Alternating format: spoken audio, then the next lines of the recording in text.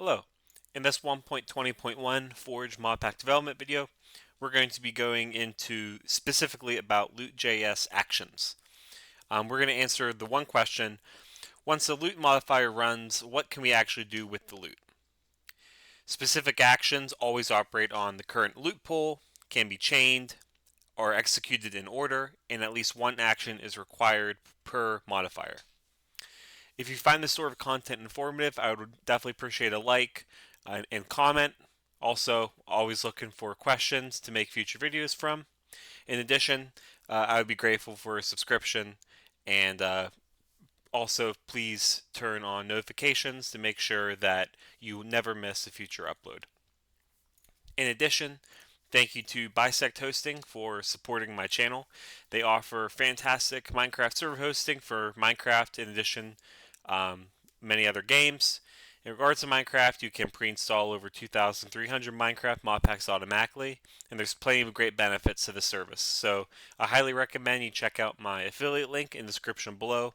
That'll bring you to this website, and there's plenty of great information here that can help inform a possible purchase that aligns with your needs and budget. So again, thank you to Bisect Hosting for supporting my channel. But now let's get started with the code. So again, just like the last video, we're going to be doing LootJS.modifiers. Then we're going to be passing in our event callback. So the first simple action is called addLoot. This adds items to the loot pool, but it does not remove vanilla drops. This is the safest and most common action that you'll probably do with this mod. So we do this with event.add. In this case, let's do a block loot modifier for, let's say, dirt.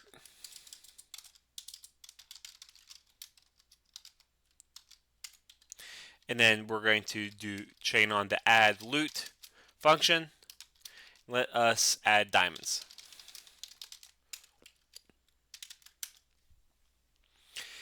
The next example is the ability to remove loot. So this is a subtractive action, and it removes items from the current loot pool.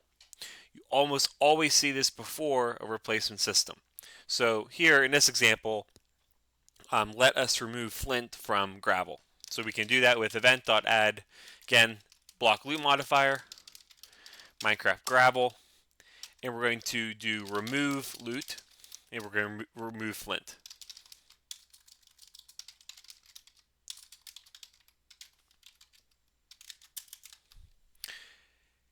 Next is a third option. You can replace loot. So this is a targeted swap. This replaces matching items with something else. The default behavior is that the stack size is not preserved. So let's do an example first with this default behavior. So let's do event. In this case, let's do add block loot modifier. Let's do iron ore.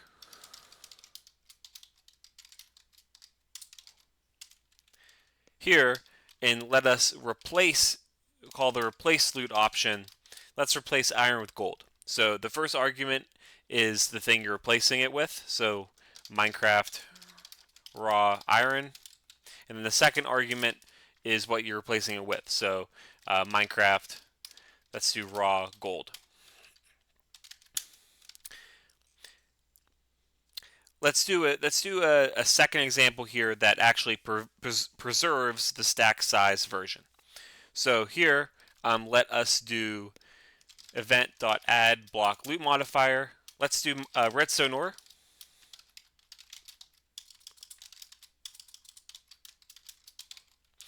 And let's call the replace loot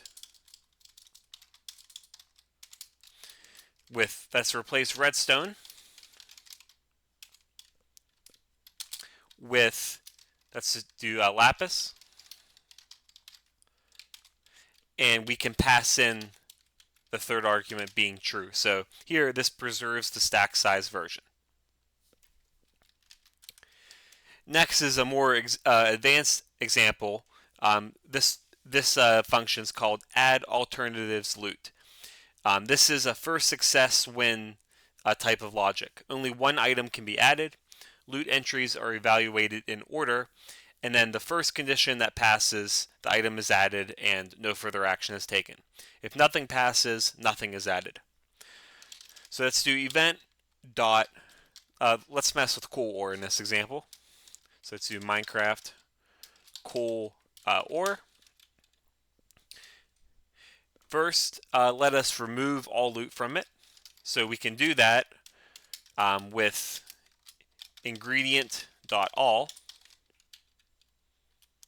And then next, we can use the add alternatives loot function. So add alternatives loot.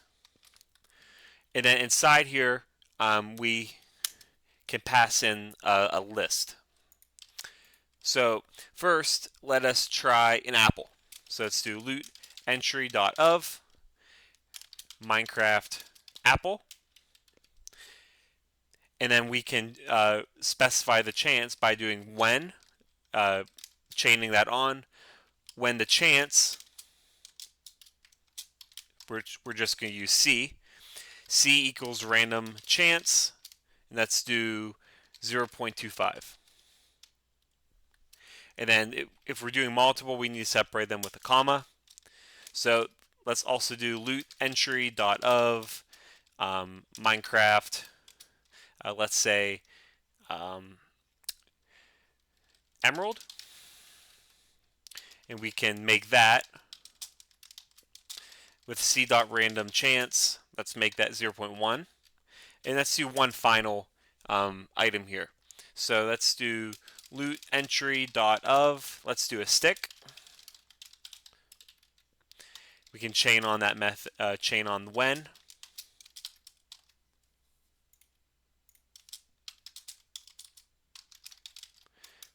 And let's make this 0.75. And then I ended that off with a semicolon. Next example is add weighted loot. So this is a weighted random selection. This selects items based on their weight. An optional number provider controls how many rolls happen. So in this example, let's do a few examples here with a number provider specifying a min and a max. So let's do event dot add. Let's move on to entities. Entity loot modifier. And let's do a creeper. And then we can do the add weighted loot. We can chain that on. And this takes in a few arguments. So this example, we're going to use a number provider. So this is going to be an array of 2 integers. Let's do a minimum of 3 and a maximum of 10. And then we can specify an array of items. So in this example, let's do item.of. Let's do rotten flesh, for example. And then we can specify with chance. Let's do 50. And then we can, let's just do another one. Item.of, let's do another star. And let's give that a low chance. So with chance, let's make it 1. So that's the first example of that. A second example is a fixed roll count. So let's do event dot add entity loot modifier again. Let's do a skeleton. Let's do add weighted loot. And then here we can just pass in a number. So let's do 6. And then we can pass in an array. So let's do item.of Minecraft. Let's do bone meal. And let's make that with the chance of 50. And let's do item.of. Let's do coarse fruit. And let's make that lower chance. So with chance, let's make it 5. And then finally, an example of this is just the default behavior, which is one rule. So let's do event dot add add entity loot modifier. And for this example, let us do a zombie, add weighted loot, and then if we do not specify anything in here, we can it's just one rule. So let's do item.of Minecraft. Let's add leather, and then with chance, let's make that 50. And let's do another example. Item.of let's do a diamond with a lower chance. Make it 2.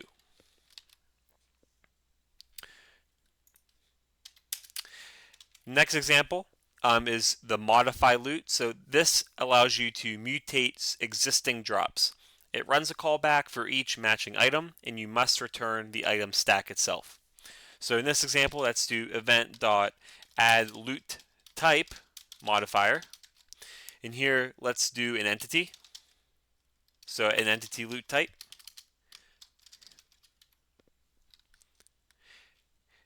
Let's add a weather check.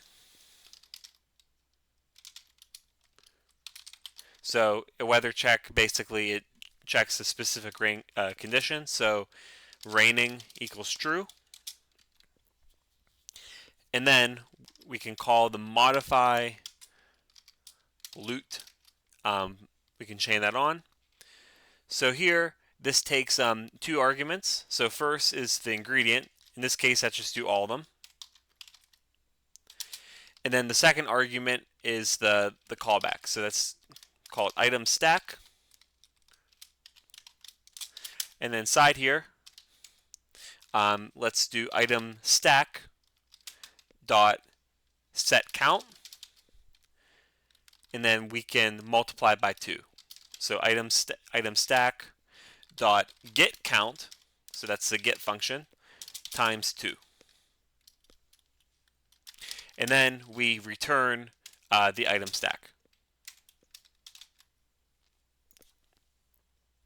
Another example, another concept is the trigger explosion. So this is a side effect action. Explosion happens where the loot drops and the loot is not destroyed. So in this example, let's add a block loot modifier to dirt. And in here, let us call the trigger explosion function. And it takes 3 arguments. So in this example, I'm going to do pass in 1 and then pass in 2 false Boolean values. A similar example is trigger lightning strike. So in this example, let's do add block loot modifier to, why not, to netherite block. And here we can just pass in trigger lightning strike. We can make that true. Another example is drop experience. So this gives XP as loot. In this simple example, let's do add entity loot modifier well, it probably makes sense to do a block loot modifier in this example. So let's make it for an oak log. And then here we can call the drop experience function, and let's make it 5 experience.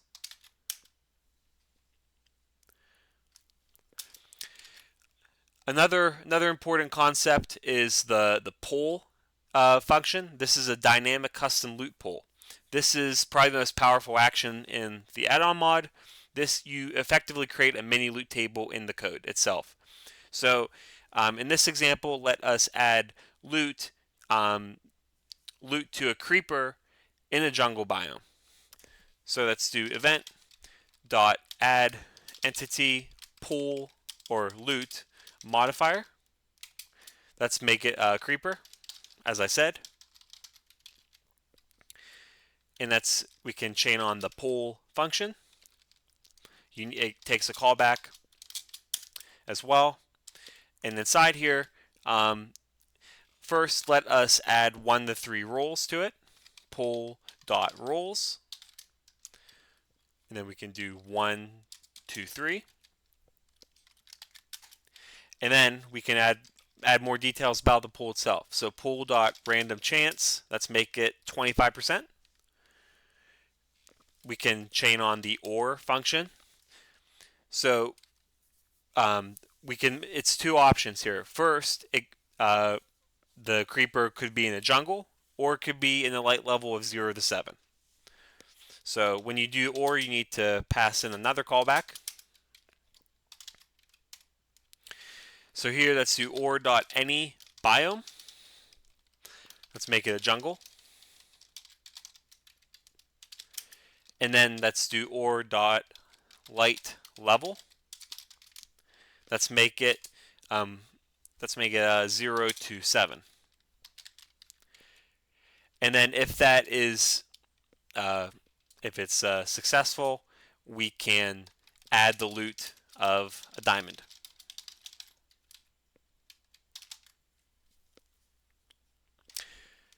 Next concept is player action. So this incorporates player targeted effects. So this uses vanilla player class, not Cube.js's player.js. So let's do event dot add block loot modifier. Let's add this to an emerald block.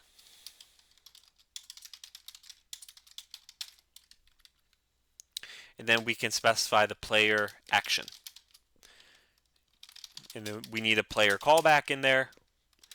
But inside here, we can do player dot. For this example, let's do dot give experience points. Let's do 50.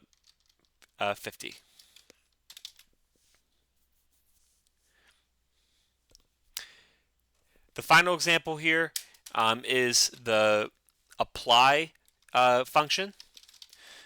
So here, let's do add entity loot modifier to wither skeleton. And inside here, you can pass in the apply. So this takes in a context callback. So there's quite a lot of things you can do with this. Examples are context dot level. There's also context dot player. There's context dot origin. There's context dot random. And there's plenty of other examples here. But the whole point of this is that it gives you full manual control.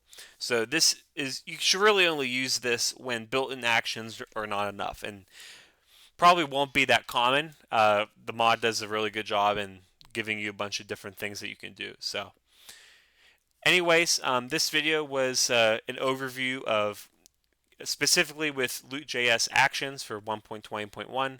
If you found this video informative, please give it a like, comment with any questions, and I would be grateful for a subscription and for you to turn on notifications as well.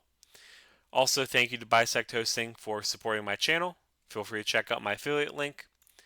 But otherwise, thank you for your time watching this video, and have a great day.